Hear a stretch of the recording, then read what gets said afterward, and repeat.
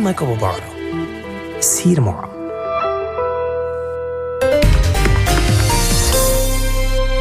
This is Asian View from NHK World Japan. I'm Keiko Kitagawa. The Thai government says former Prime Minister Thaksin Shinawatra has been granted parole. The 74-year-old was convicted last year on corruption and other charges. Prime Minister Seta Thavisin says Thaksin is being paroled because of his health and age. Thaksin had been in de facto exile since being ousted from power in a coup in 2006. He returned to Thailand in August last year. He was sent to prison but was soon hospitalized after complaining of ill health. Thousands of Indian farmers rallied near New Delhi on Tuesday to demand that the government guarantee minimum purchase prices for their crops. Several demonstrators were injured when police fired tear gas into the crowd. India has recently experienced strong economic growth, but about 70% of the population lives in rural areas in conditions of poverty. How to alleviate rural poverty will be a key issue in India's upcoming general election.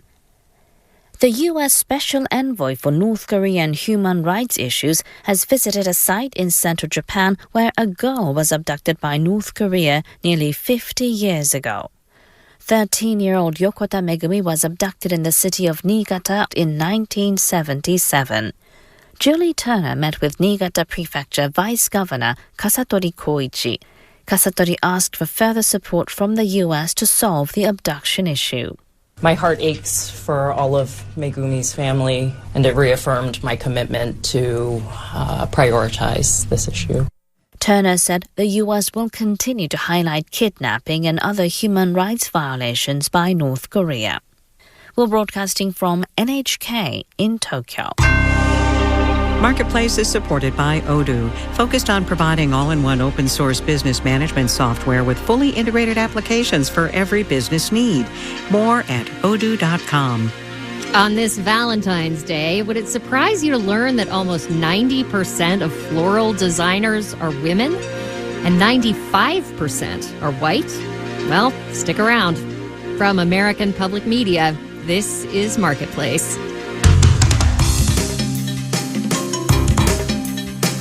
Marketplace is supported by Viking, exploring the world in comfort. With a fleet of small ships, Viking offers travel experiences for the thinking person. Discover more at Viking.com.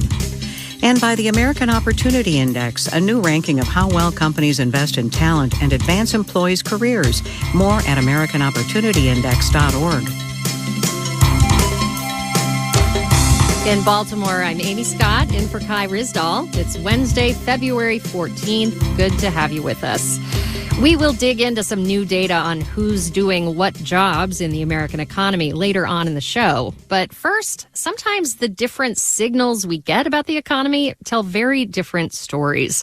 Take small business. This week, we heard that owners are feeling both less optimistic about the economy. That was from the National Federation of Independent Business. Also, we're hearing that they're feeling more optimistic from American Express. So which is it? And how much should we make of these sometimes contradictory surveys? We asked Marketplace's Mitchell Hartman to sort it out. Glass half full? Small business owners are feeling particularly optimistic and resilient in 2024. Brett Sussman is with American Express, which surveyed several hundred small businesses with 1 to 500 employees. This is a far cry from this past summer, when 80% cited the economy impacting their long-term confidence. Sussman says problems like inflation and supply chains are abating. Meanwhile, 50% said they're looking to proactively expand new locations, products, services. Glass half empty. Small business owners are still feeling the pressures of inflation and labor shortages. That's Holly Wade at the National Federation of Independent Business, which surveys its members, most with 40 or fewer employees, every month. January did show a dramatic drop in sales expectations in the next quarter, and the challenges in which they're having to operate take up a lot of resources and time. They're particularly sour on that. Now, these are different surveys. NFIB skews to smaller small businesses. And a lot of those firms are struggling, says Alex Schwartz at fintech firm FundKite. We process a lot of business funding applications, and we've been seeing a lot of negative sentiment. It went from, how do I grow my business, to more like, how do I stay afloat? Schwartz says macroeconomic conditions might improve later this year, but for right now, his clients are still dealing with high prices, high interest rates, and a lot of stress. I'm Mitchell Hartman for Marketplace. One decidedly not small business aiming to become even bigger is Walmart. And the big box chain is in talks to buy TV manufacturer Vizio. That's according to the Wall Street Journal. But Walmart already makes its own line of TVs called ON, with 2 N's. Marketplace's Kristen Schwab looked into why the company would want to buy a competitor. Walmart isn't really in this deal for Vizio's TVs, but for SmartCast, Vizio's streaming software. And that's increasingly where the money is. Jennifer Kent is VP of Research at Parks Associates. She says these days, a TV's worth is tied to its streaming platform. Walmart's private label brand, ON, uses Roku, which Walmart does not own. Kent says acquiring Vizio's SmartCast may help the big box retailer grow into another kind of company. You know, the tech giants aren't just making products. They're very interested in having kind of a relationship with you across many aspects of your life. In other words, Walmart has Amazon envy. Tim Hanlon is CEO of the Verter Group. He says moving into media could help expand Walmart's brand, along with its access to proprietary data that's pulled from commercials that lead to purchases. They want to be able to tell marketers and advertisers that $1 invested in a particular form of advertising is going to net out into 3 or 4 times that amount in a sale. That's a very alluring proposition to a marketer who is under increasing pressure to prove that their marketing dollars are actually working. Hanlon says in a few years, streaming will hit a turning point, and roughly 10 software companies will become a handful. Acquiring Vizio would give Walmart a quick in before consolidation. And Jennifer Kent at Parks Associates says she could see Walmart strengthening its position by creating its own movies and shows.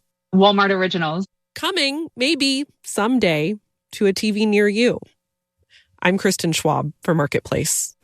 Wall Street today brushed off yesterday's heartbreak and was feeling the love. We'll have the details when we do the numbers.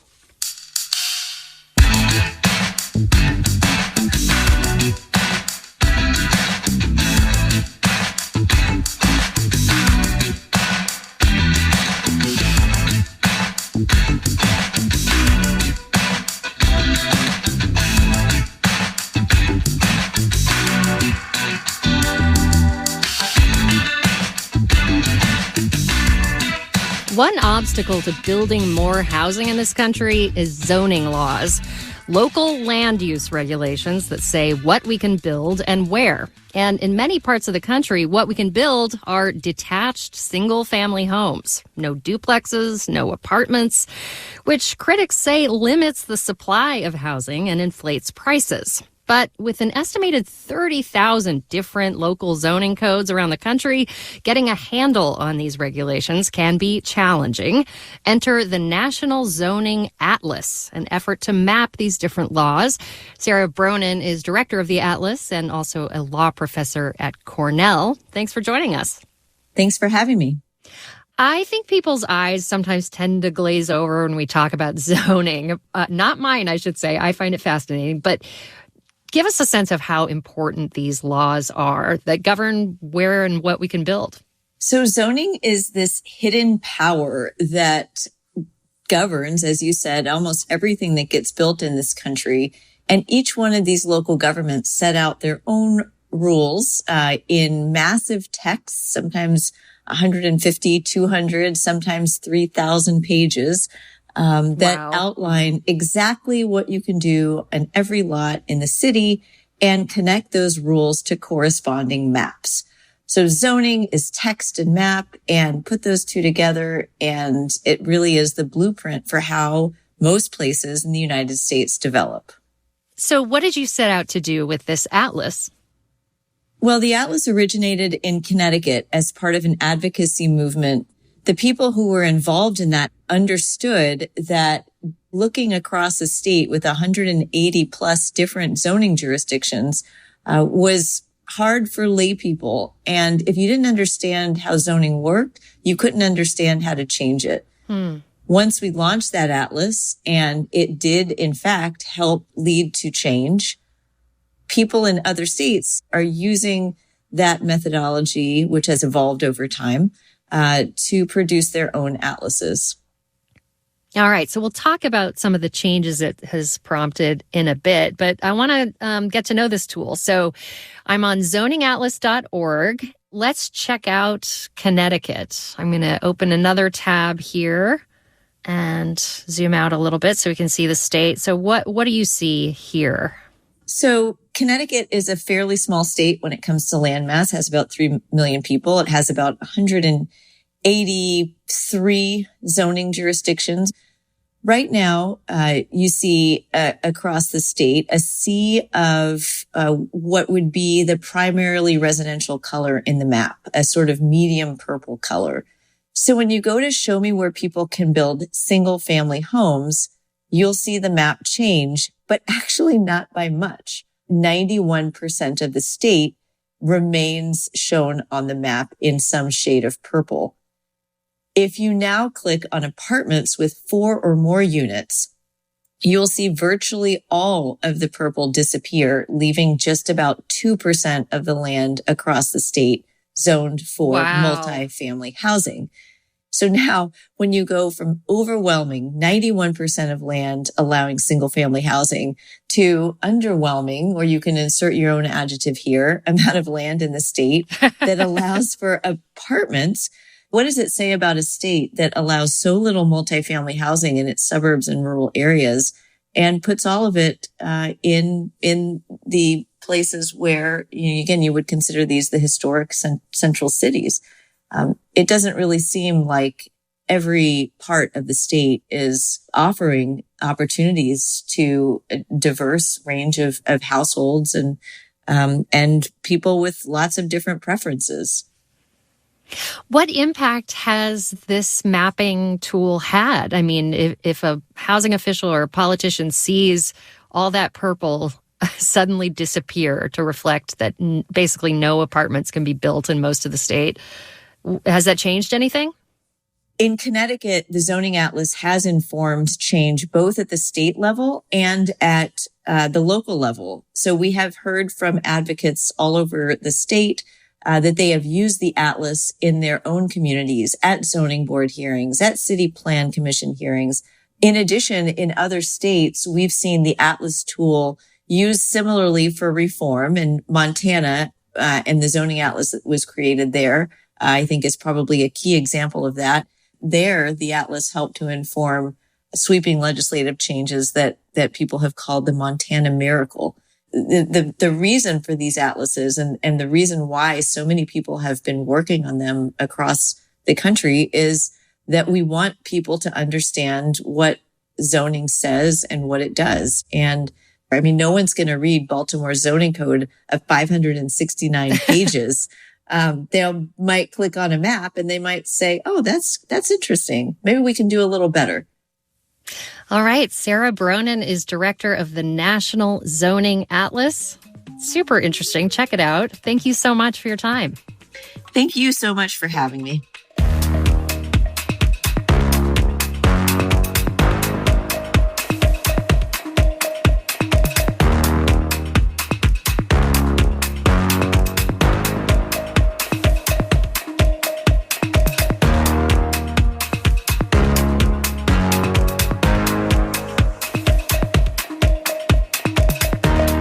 It turns out the map is changing for agriculture, too. American farms are getting bigger.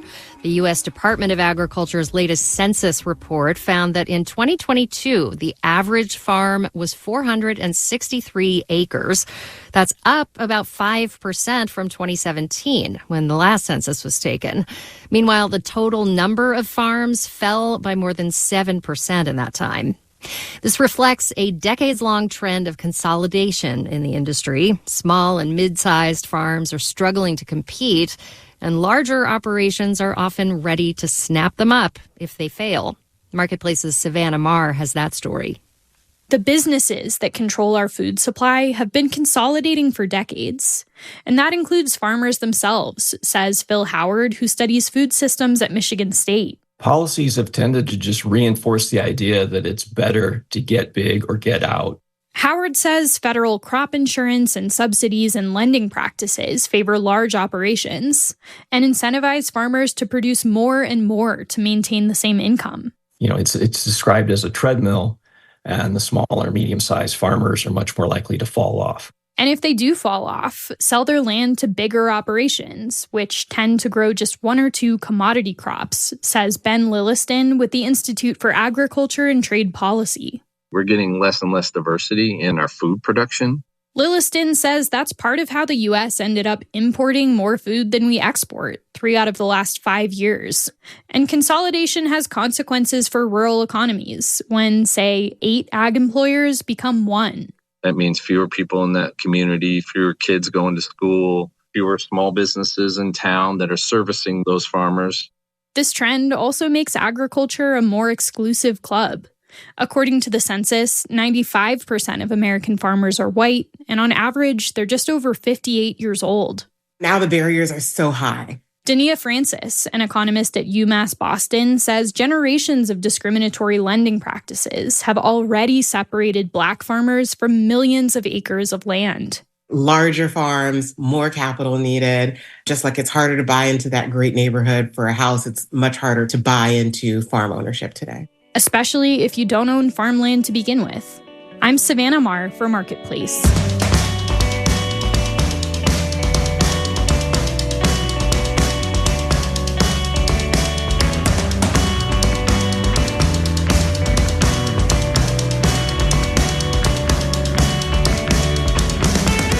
Coming up.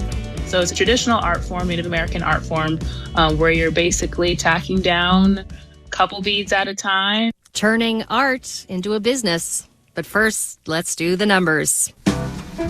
The Dow Jones Industrial Average rose 151 points, 0.4%, to close at 38,424. The Nasdaq added 203 points, 1.3%, to end at 15,859. And the S&P 500 picked up 47 points, almost 1%, to finish at 5,000 even.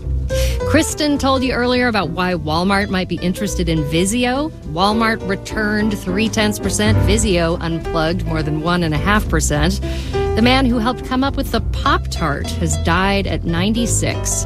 His name was Bill Post, although he invented the toaster pastry for W.K. Kellogg, which popped up 5.6%. Rival Post Holdings, again, no relation, sank almost 0.6%. General Mills softened nearly 0.9%. You're listening to Marketplace. Marketplace is supported by C3 Generative AI. Verified traceable answers, secure, hallucination-free, LLM-agnostic, IP liability-free. Learn more at c3.ai.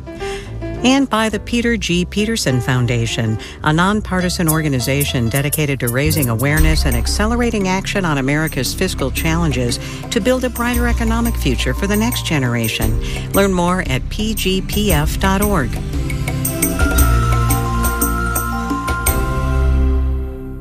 I'm Ed German. Join me Monday to Thursday at 8 o'clock for the Urban Jazz Experience here on 88.3 WLIW-FM and WLIW.org/radio for the best in swinging, riveting, compelling, and romantic music. That's weeknights, Monday to Thursday at 88.3 WLIW-FM and WLIW.org/radio.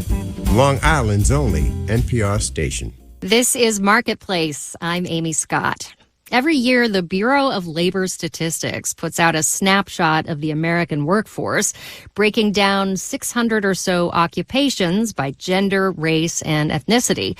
The data for 2023 just came out, and it will come as no surprise that many jobs are heavily skewed. I mentioned at the top of the show about 90% of floral designers are women.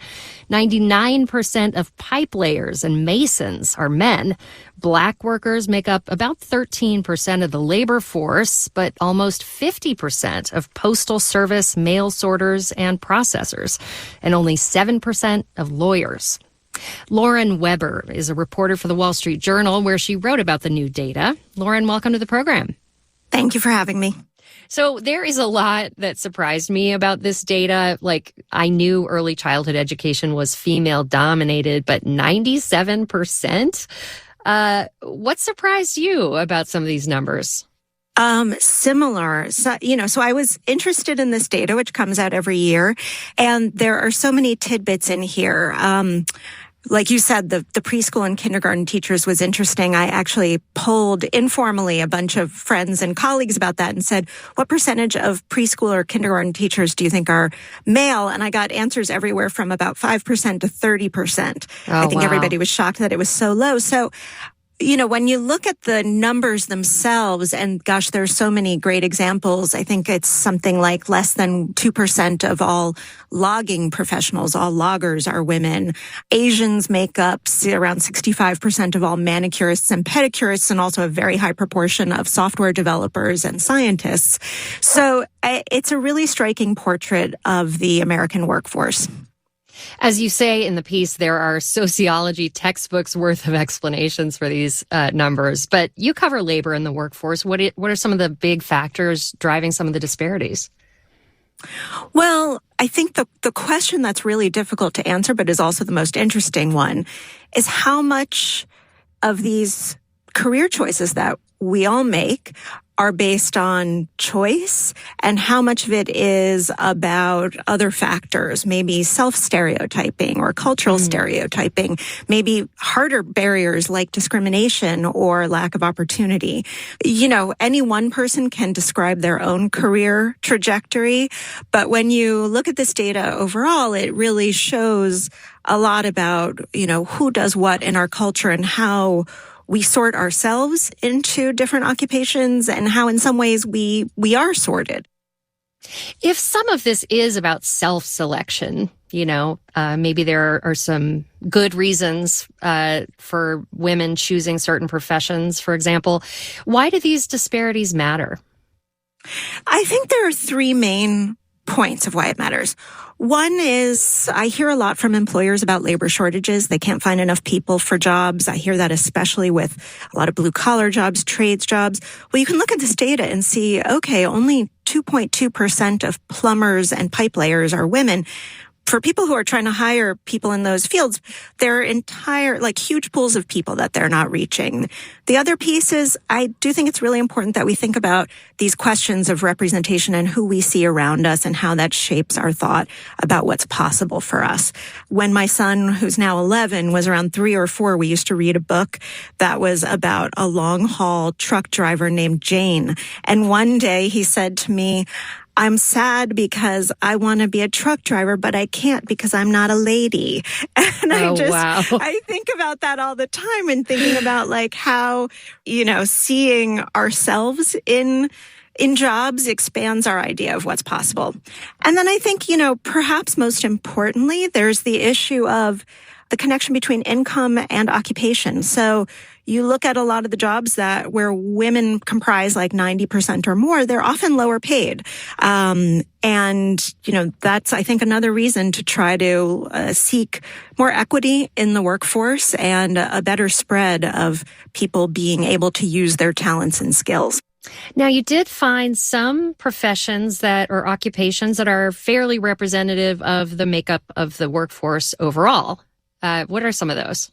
Yeah, that was really interesting. So we looked at the composition of the overall workforce, and then what occupations mirror that closely. And we found things like hairdressers, paralegals, dietitians and nutritionists. Interestingly, journalists kind of mirror the population in terms of racial and ethnic balance. A lot of those jobs are service oriented, so they're very community based. So they might be, by neighborhood or by, region or geography. So I think that's one reason why they might be a little bit more representative than other jobs. Many of those jobs are actually dominated by women, like hairdressers or dietitians. And I don't have an explanation for that. Well, as you said, textbooks to be written. Exactly. Lauren Weber wrote about disparities in the workforce, some pretty surprising numbers. We'll post a link to it, of course, at marketplace.org. Lauren, thanks so much. Thanks for having me.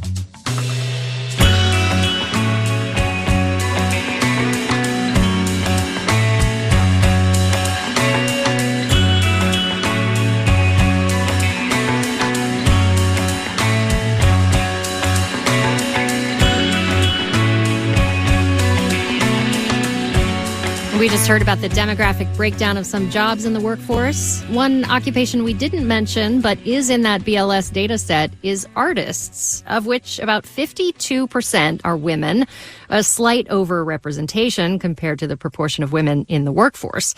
But what's missing from the data is personal experience, and that's where our series, My Economy, comes in. My name is Michaela Thompson, owner of Beadwork by Michaela, LLC. I'm from the Nimi-Poo Reservation in Lapwai, Idaho, and currently reside in Washington, D.C. I am a full-time artist, and I do an art form called beadwork. So it's a traditional art form, Native American art form, where you're basically tacking down a couple beads at a time, and you're making regalia or making accessories.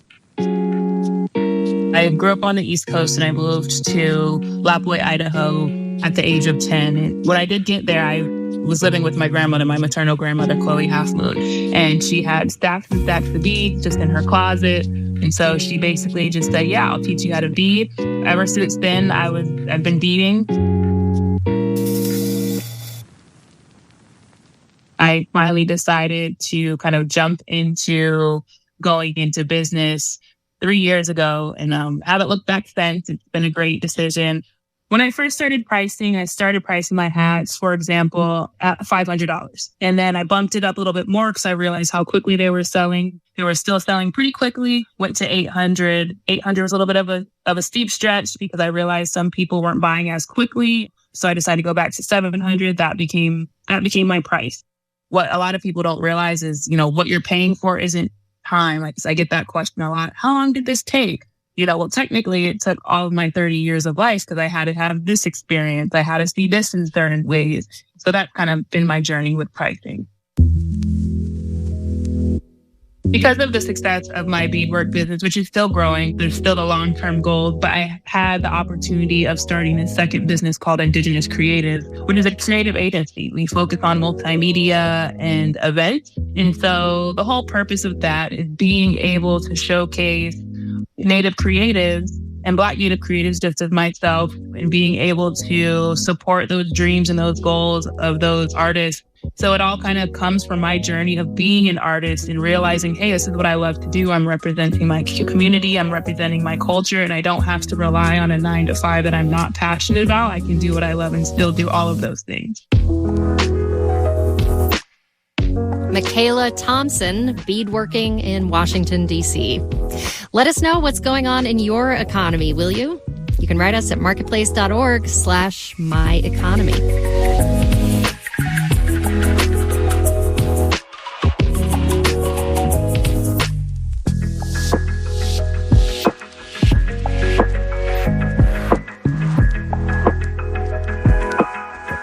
Marketplace is supported by Buyside from the Wall Street Journal. Buyside's reviews and recommendations help consumers decide how to spend their time and money at WSJ.com/Buyside.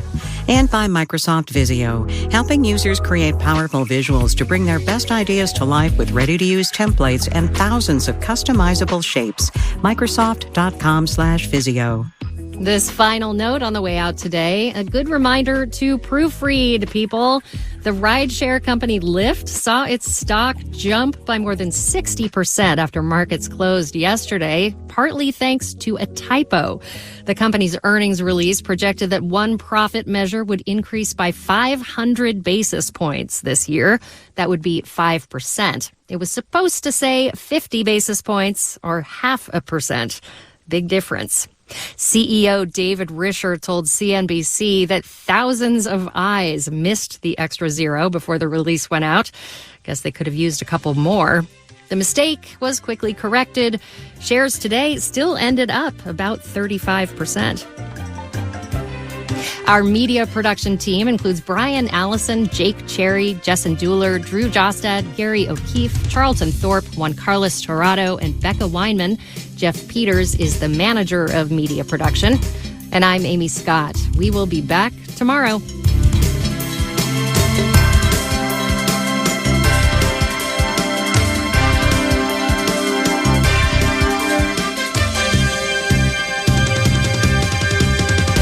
This is APM.